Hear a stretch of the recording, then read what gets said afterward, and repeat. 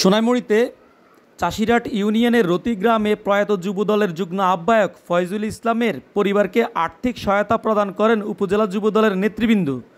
10 April 2024 30 Ramzan প্রয়াত যুবদলের যুগ্ম আহ্বায়ক ফয়জুল ইসলামের পরিবারের হাতে এই আর্থিক অনুদানের তুলে দেন উপজেলা যুবদলের নেতারা। এ সময় উপস্থিত ছিলেন সোনাইমুড়ি উপজেলা যুবদলের সম্মানিত আহ্বায়ক জসিমউদ্দিন, সিনিয়র যুগ্ম আহ্বায়ক ওমর শরীফ সোহাগ, চাষিরহাট ইউনিয়ন বিএনপির সাবেক সভাপতি ও আহ্বায়ক পদপ্রার্থী নুরনবী মিস্টার, সদস্য সচিব পদপ্রার্থী আবুল বাশার, যুবদলের যুগ্ম আহ্বায়ক শাহাবুদ্দিন, সদস্য সচিব পদপ্রার্থী মোহাম্মদ রাজু, সদস্য সচিব পদপ্রার্থী শাকায়েত হোসেন সজল, যুবদল নেতা গিয়াসউদ্দিন সহ চাষিরহাট ইউনিয়ন যুবদল ও ছাত্রদলের বিভিন্ন স্তরের প্রমুখ নেতৃবৃন্দ এ সময় উপস্থিত ছিলেন।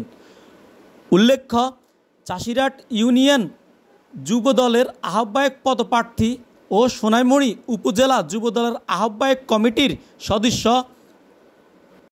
আব্দুল লতিফ হেলালের উদ্যোগে এই কার্যক্রম সম্পূর্ণ হয়। এই ছেলে এই বয়সে বাপ হারাইছে, সে আমি মনে করি যে এই একটু আগে বুঝতে পারছে যে তার বাবা মৃত্যুবরণ করার পরে যে একটা ছেলে এটা বুঝে যে আমার বাবা মারা গেছে, এটা সে অনুধাবন করতে পারছে। আল্লাহ তাকে নেখায় দান করুক, সুস্থতা দান করে আমরা দোয়া করি। এটা তাকে একটু ঈদের জন্য আমাদের একটা ওই যে গ্লোবাল থেকে একটা করতেছে আর কি। জসিমউদ্দিন রাজ, রাজ টিভি 24, রতি, সোনাইমুড়ি, নোয়াখালী।